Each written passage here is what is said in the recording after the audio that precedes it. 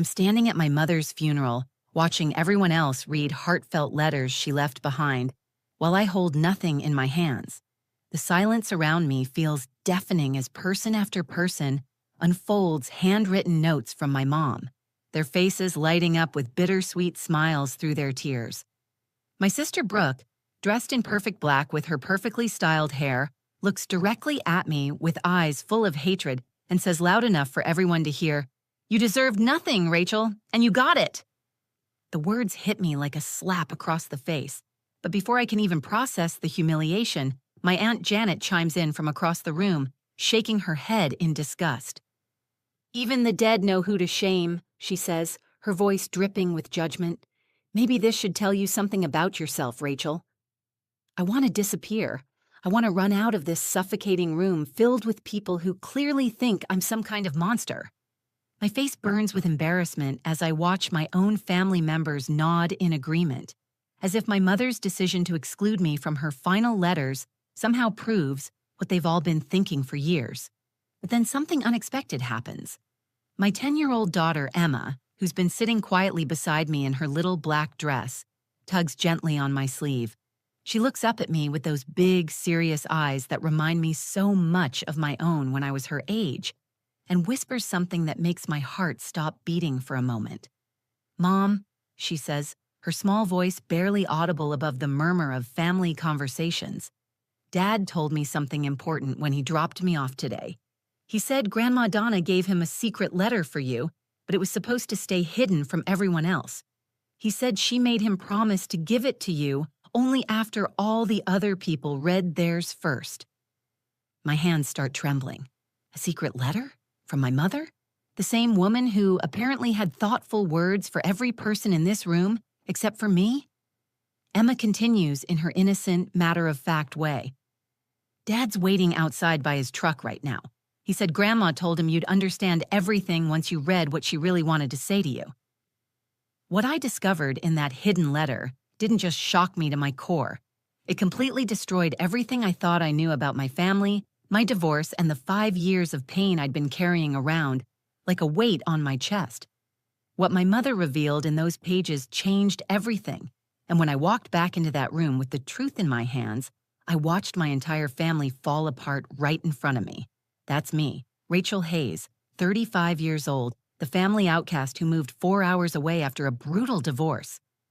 My mother, Donna Hayes, was the beloved retired elementary school teacher who just passed away at 62, known for her thoughtful letters and careful attention to everyone she loved. My sister, Brooke Hayes. Martin is 32 years old, a nurse who stayed close to home and became the golden child after I left. My daughter, Emma, is my precious 10-year-old, the only person in that room who still looked at me with love instead of judgment. My ex-husband Tyler is a 38-year-old electrician who somehow ended up being trusted with my mother's final secret. My Aunt Janet Hayes is my father's sister-in-law, always ready with a cutting remark about my failures. And my father, Robert Bob Hayes, is my 65-year-old dad, a retired postal worker who was too grief-stricken to get involved in the family drama that day.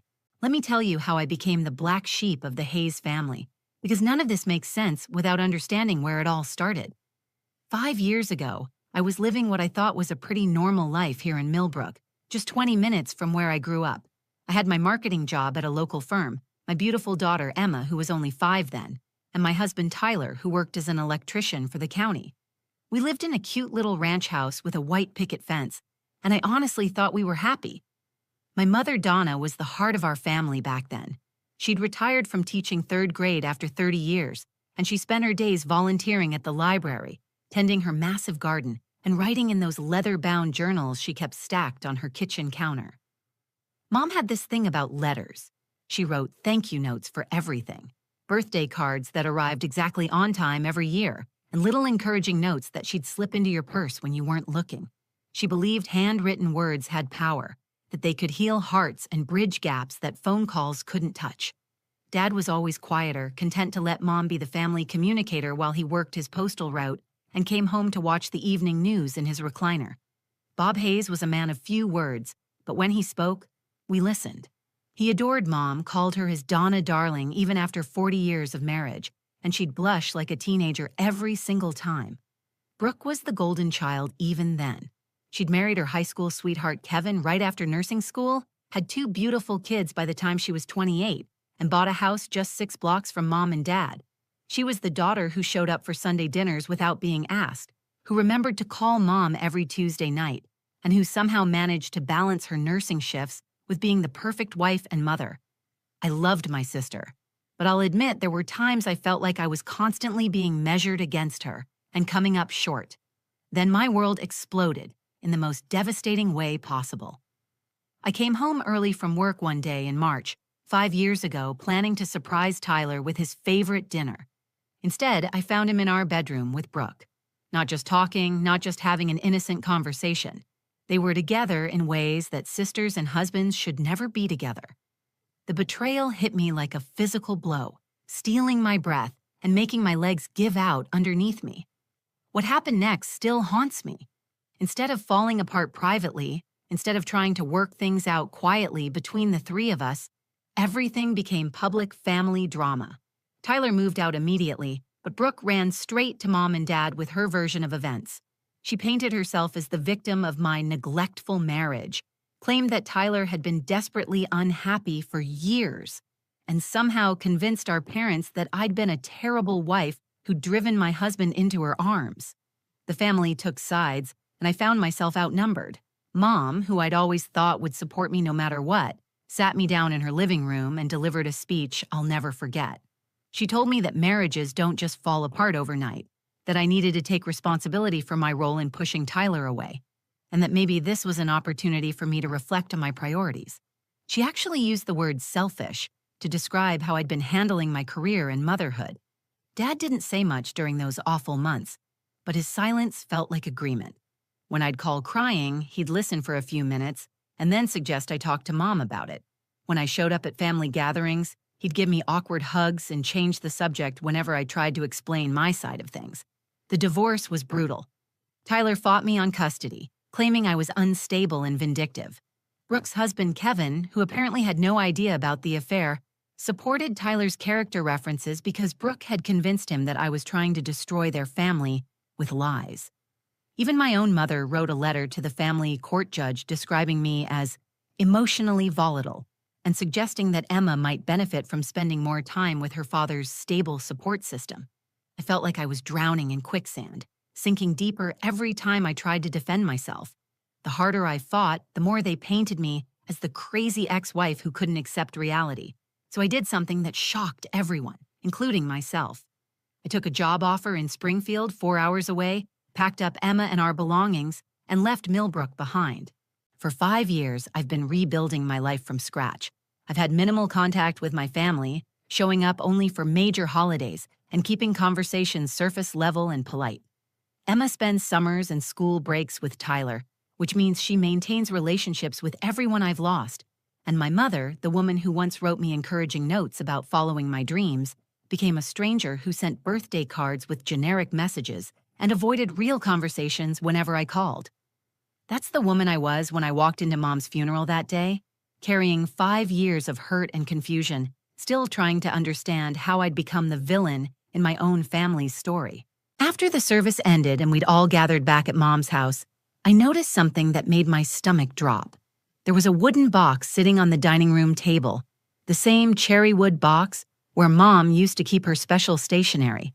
Dad was standing beside it with tears streaming down his face, carefully pulling out envelope after envelope, each one bearing a different person's name in Mom's distinctive handwriting. Donna spent the last 3 months of her life writing these, Dad announced to the room, his voice shaking with emotion. She wanted everyone to have something personal from her, something to remember her by. He started calling out names, and one by one, people stepped forward to receive their final gift from my mother. The first letter went to Dad, of course. His hands trembled as he opened it, and within seconds he was sobbing as he read about their 40 years together, how proud she was of the man he'd become, and how she'd love him even from heaven. Aunt Janet received a note thanking her for being the sister she'd never had, complete with inside jokes about their Christmas cookie competitions and shared memories of raising their children. Brooke's letter was 3 pages long, 3 full pages of Mom's careful cursive, praising her for being such a devoted daughter, for choosing nursing as a career that helped people heal, and for raising her children with such love and patience. Mom had written about how Brooke had been her greatest joy, her helper in the kitchen, her companion on shopping trips, and her comfort during Dad's heart surgery 2 years ago. Brooke read portions aloud through her tears, and everyone in the room smiled and nodded at Mom's beautiful words. Even Emma received a letter, a sweet note telling her how proud Grandma Donna was of her grades, her kindness to other children, and her artistic talents. Mom had included a small sketch she'd drawn of Emma's favorite butterfly, the monarch, with a note saying she'd think of Emma every time she saw one in Heaven's Garden. The letters kept coming. Mom's former teaching colleagues each received personalized notes about specific memories from their years working together. The mailman got a thank you letter for 23 years of reliable service and friendly conversation. Mrs. Patterson from next door received gratitude for all the times she'd helped with yard work and shared vegetables from her garden. Even the teenage boy who'd been mowing Mom's lawn for the past 2 summers had a letter waiting for him, encouraging him to keep working hard and save for college. I sat on the couch watching this beautiful display of my mother's thoughtfulness, feeling more and more invisible with each name that wasn't mine. The box grew emptier, but my hands remained empty. People started glancing at me with expressions I couldn't quite read. Some looked sympathetic, others looked uncomfortable, and a few looked almost satisfied, like they'd been waiting for this moment of public confirmation that I truly was the family outcast. When Dad reached the bottom of the box and announced that was everything, the silence in the room became deafening. Brooke was the first to break it, and she didn't hold back. She walked over to where I was sitting, her letter still clutched in her hand, and stood directly in front of me. "Well, Rachel," she said, her voice loud enough for everyone to hear, "I guess this settles any questions about where you stood with Mom." Her eyes were cold, harder than I'd ever seen them, even during our worst fights 5 years ago. "You deserved nothing and you got it. Even dying, Mom knew who was worth her time and who wasn't." The words hit me like physical blows, but before I could respond, Aunt Janet decided to pile on. She stood up from her chair across the room, shaking her head in that disappointed way she'd perfected over the years. "Even the dead know who to shame, Rachel," she said, her voice carrying that self-righteous tone that had always made me feel small. "Maybe this should be your wake-up call. Maybe you should finally understand what everyone else has known for years." Other family members started murmuring their agreement. I heard someone whisper that Mom had always been fair in her judgments. Another person said something about actions having consequences. My cousin Mark, who I'd barely spoken to in years, actually nodded approvingly at Aunt Janet's words. The humiliation was crushing. Here I was, 35 years old, sitting in my childhood home, being publicly shamed by my own family while my daughter watched from across the room. I wanted to defend myself, to scream that there had to be some mistake, that my mother couldn't have intentionally excluded only me from her final letters. But what could I say? The evidence was right there in front of everyone. Every single person in that room had received Mom's love in written form, except for me. I started gathering my purse and Emma's jacket, planning to leave before the humiliation got any worse. I couldn't take another minute of their satisfied faces, their knowing looks, their confirmation that I truly was the terrible person they'd all decided I was 5 years ago. But then Emma appeared beside me, tugging on my dress with an urgency that made me pause. Emma's small hand gripped my dress with surprising strength, and when I looked down at her, I could see something urgent in her eyes that made me pause, despite wanting to escape from this nightmare. She was looking around the room nervously, like she was afraid someone might overhear what she was about to tell me. "Mom, we need to go outside," she whispered, pulling me toward the front door. "Dad told me something really important when he dropped me off this morning, but he said I had to wait until after everyone else read their letters first." I was still reeling from the public humiliation, still feeling the sting of Brooke's words and the weight of everyone's judgmental stares. My first instinct was to tell Emma we'd talk in the car, that I just needed to get us both out of there before things got any worse. But something in her tone made me stop. Emma wasn't the kind of child who made things up or exaggerated for attention. When she said something was important, she meant it. "What did Dad tell you, sweetheart?" I asked, kneeling down to her level so we could talk more privately. Emma glanced back toward the living room where everyone was still discussing Mom's beautiful letters, then looked at me with those serious brown eyes that reminded me so much of Tyler. He said Grandma Donna gave him a letter for you, too, but it was supposed to be secret. She made him promise not to give it to you until after everyone else read theirs, and not in front of the family. My heart stopped beating for a moment. A secret letter? From Mom? The same woman who had apparently written thoughtful, loving messages for every single person in that house except me. "Are you sure about this, Emma?" I asked, searching her face for any sign that she might be confused or mistaken. "Dad really said Grandma gave him a letter specifically for me?" Emma nodded emphatically. "He's waiting outside by his truck right now. He looked really nervous when he told me, like he wasn't sure if he was doing the right thing. But he said Grandma made him promise, and that you'd understand everything once you read what she really wanted to say to you." I stood up slowly, my mind racing with questions and possibilities. Why would Mom give Tyler a secret letter for me? Why would she want it kept hidden from the family? And why would she trust my ex-husband, the man who'd betrayed our marriage, with something so important? Through the front window, I could see Tyler's red pickup truck parked at the curb. He was leaning against the driver's side door, checking his phone, but I could tell from his body language that he was waiting for something. Even from this distance, I could see the tension in his shoulders, the way he kept glancing toward the house like he was expecting someone to come outside. Emma tugged on my hand again.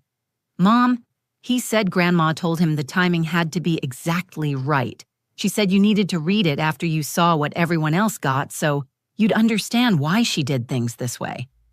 My hands were starting to shake. Part of me was terrified to hope that there might be something more, some explanation for why I'd been left out of Mom's final farewell. The other part of me was angry that even in death, my mother was playing games, keeping secrets, and involving Tyler in family business that should have been between us. But I couldn't ignore the possibility that Emma was telling the truth. If there really was a letter, if Mom had really left me something but wanted it kept private, then I needed to know what it said. I needed to understand why she'd put me through this public humiliation if there was more to the story. "Okay," I told Emma, taking her hand. "Let's go talk to Dad." We walked outside together, and I felt the cool afternoon air hit my flushed face as we approached Tyler's truck. He straightened up when he saw us coming, and I could see something in his expression that I hadn't seen in years. It wasn't guilt exactly, but it was close. He looked like a man carrying a burden he wasn't sure how to handle. "Rachel," he said quietly as we got closer. "Emma told you?" "She said you have something for me from Mom," I replied, trying to keep my voice steady despite the emotions churning in my chest. "Is that true?" Tyler reached into his truck's cab and pulled out a manila envelope. My name was written across the front in Mom's handwriting, but underneath it were the words, "Private, to be read alone," in capital letters, underlined twice. "She called me 2 weeks before she died," Tyler said, holding the envelope but not yet handing it over. "She asked me to come to the house when no one else was there. She gave me this and made me swear I'd only give it to you after the funeral, away from everyone else. She said you'd understand why when you read it." I stared at the envelope, my heart pounding so hard I was sure both Tyler and Emma could hear it. "Did she tell you what's in it?" Tyler shook his head. "She just said it was something she owed you, something she should have told you years ago.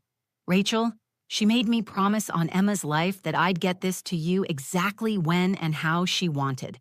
I've been carrying it around for 2 weeks, scared I'd lose it or forget." I reached out with trembling hands and took the envelope. It felt heavier than it should have, weighted with secrets and possibilities I couldn't even imagine. Whatever was inside had been important enough for Mom to trust Tyler with it, important enough to keep hidden from the rest of the family, and important enough to orchestrate this entire complicated delivery system. "Should I read it now?" I asked, looking between Tyler and Emma. "That's up to you," Tyler said softly. "But Rachel, whatever's in there, I think it's going to change things." I tore open the envelope with shaking hands, my heart hammering against my ribs as I unfolded 3 pages of Mom's careful handwriting. Tyler and Emma stood quietly beside me, giving me space but staying close enough to offer support if I needed it. The first line made my knees buckle and I had to lean against Tyler's truck to keep from falling. My dearest Rachel, if you're reading this, then I've kept my promise to protect you one last time, even though it cost us both everything. I read that sentence 3 times before I could process what it meant. Protect me? From what? I forced myself to continue reading, even though my hands were trembling so badly I could barely hold the pages steady. I need to tell you the truth about your divorce, about why I sided against you when you needed me most, and about the secret I've been carrying for 5 years. Rachel, honey, I know you think I believed you were a bad wife, that I thought you deserved what happened with Tyler and Brooke, but that's not true. I knew the real story all along. My breath caught in my throat. The real story. What was she talking about? 3 days after you found Tyler and Brooke together, Brooke came to me in tears. But she wasn't crying because she felt guilty about the affair. She was crying because she was pregnant, Rachel. She was carrying Tyler's baby, and she was terrified that if you fought the divorce or tried to expose what really happened, it would destroy her marriage to Kevin and tear apart her children's lives. The words hit me like a physical blow. Pregnant? Brooke had been pregnant with Tyler's child? I had to read that paragraph again to make sure I wasn't hallucinating. Brooke begged me to convince you to let Tyler go quietly. She said she'd already lost the baby in a miscarriage, but Kevin didn't know any of it had happened. She was desperate to keep her family together, and she was willing to let you take all the blame for the divorce if it meant protecting her secret. I felt like I was going to be sick. All this time, all these years of thinking I was crazy, of wondering if maybe I really had been a terrible wife. And Mom had known the truth. She'd known that Brooke was the one who'd been having the affair long before I discovered it. She'd known that my sister had been pregnant with my husband's baby. I made the hardest decision of my life, Rachel. I chose to protect Brooke's children and her marriage, even though it meant sacrificing my relationship with you. I let everyone believe you were the problem because the alternative would have destroyed too many innocent lives. Kevin's kids would have lost their stable home. Brooke's reputation as a nurse would have been ruined. And Tyler was already lost to both of you by then. Tears were streaming down my face now, but I couldn't stop reading. I needed to know everything. But Rachel, I want you to know that not a single day has passed in these 5 years when I haven't regretted that choice. I've watched you rebuild your life from scratch, seen you become stronger and more independent than you ever were before, and I've been so proud of the woman you've become. You think I abandoned you, but I've been watching over you the whole time. The next paragraph made me gasp out loud. That scholarship fund that's been helping with Emma's private school tuition, that was me. I set up a fake foundation and have been sending you money every month for 3 years. The anonymous donation that paid for your car repairs last winter, that was me too. I couldn't support you publicly without Brooke finding out and exposing everything. But I could help you quietly. My legs gave out completely, and I slid down the side of Tyler's truck until I was sitting on the curb. Tyler crouched down beside me, his face pale with shock as he realized what I was reading. There's more, honey. I've been battling pancreatic cancer for 8 months.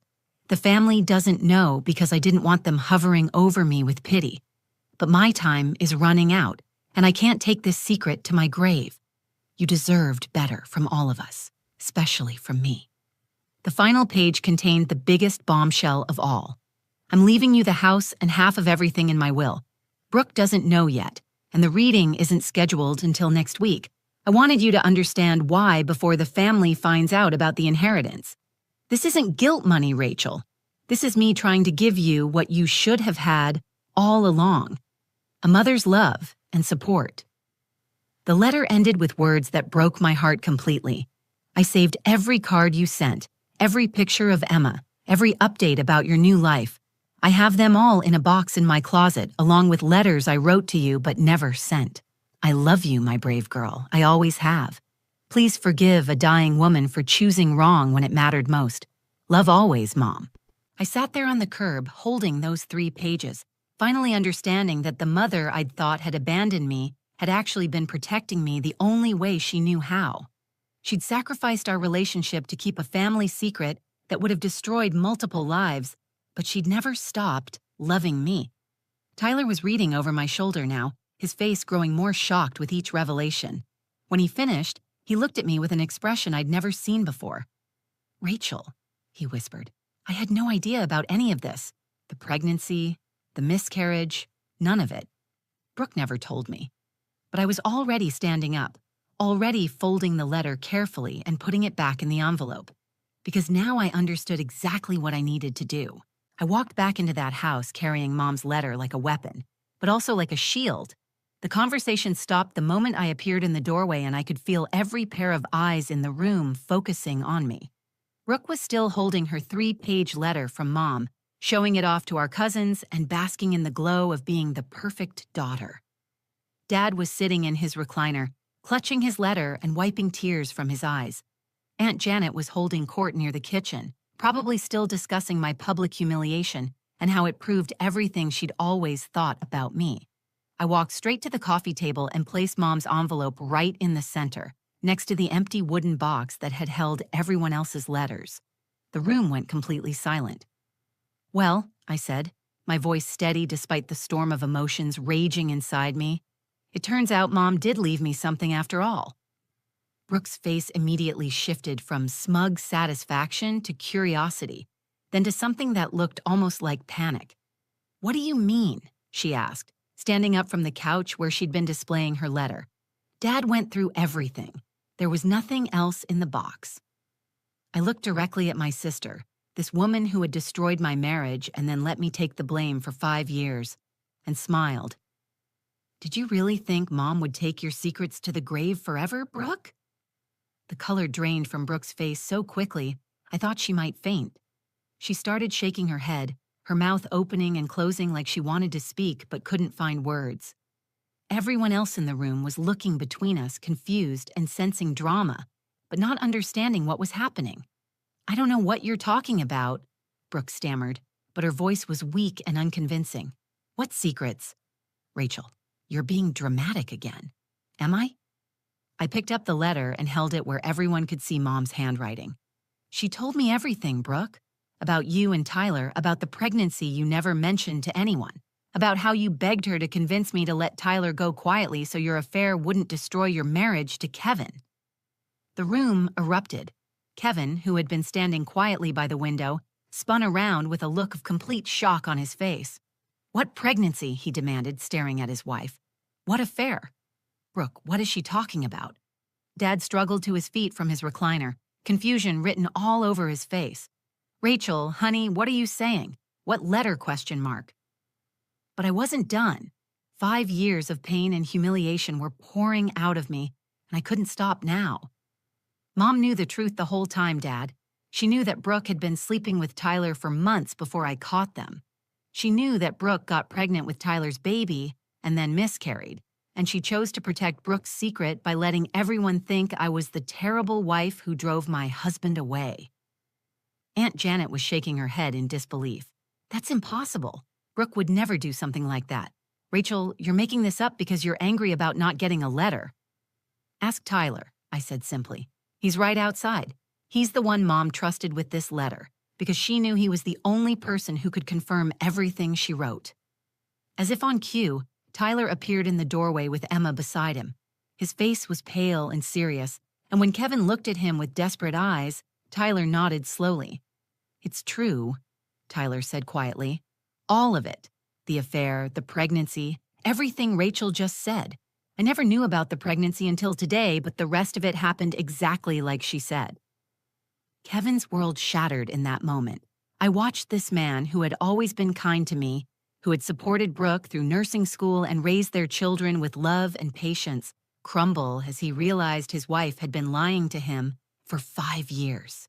He turned to Brooke with tears in his eyes and asked, "How could you let Rachel take the blame? How could you let her whole family turn against her when you were the one who destroyed her marriage?" Brooke finally broke down completely. She collapsed onto the couch, sobbing and trying to explain herself, but the damage was done. The family that had spent 5 years treating me like the villain now had to face the truth about their golden child. Dad walked over to me with tears streaming down his face and pulled me into the tightest hug he'd given me since I was little. "Rachel, honey, I'm so sorry. We were so wrong. Can you ever forgive us?" But here's the thing that surprised everyone in that room, including myself. I didn't want revenge. I didn't want to watch Brooke's marriage fall apart or see her suffer the way I had suffered. What I wanted was something much simpler and much more powerful. I wanted my family back. Over the next few weeks, as the truth settled and the family started to heal, I made some decisions that shocked everyone. I used Mom's inheritance not to move away permanently, but to buy a house just 2 towns over from Millbrook. Close enough for Emma to maintain relationships with her father and grandparents, but far enough for me to keep my independence and the new life I'd built. Kevin and Brooke divorced, but they worked out a custody arrangement that kept their children stable and loved. Tyler and I didn't get back together. We'd both grown too much in different directions for that, but we became better co-parents than we'd ever been when we were married. Most importantly, I learned that sometimes the people we think have hurt us the most are actually protecting us in ways we can't understand. Mom's final letter didn't just reveal family secrets, it revealed a love that was complicated and imperfect, but ultimately real. She chose to sacrifice our relationship to protect others, and while I don't agree with that choice, I finally understand it. The strongest lesson I learned is that truth has its own timing. Mom knew that 5 years ago, I wasn't strong enough to handle the full reality of what had happened. But the woman who read that letter at her funeral, the woman who had rebuilt her life from scratch and learned to stand on her own, she was strong enough to use that truth to heal instead of destroy. If this story touched your heart or made you think about the complicated nature of family love, please share it with someone who might need to hear it. Leave a comment below telling me about a time when you discovered the truth was more complicated than you thought. And don't forget to subscribe to the channel for more real stories about family, forgiveness, and finding your way back to love.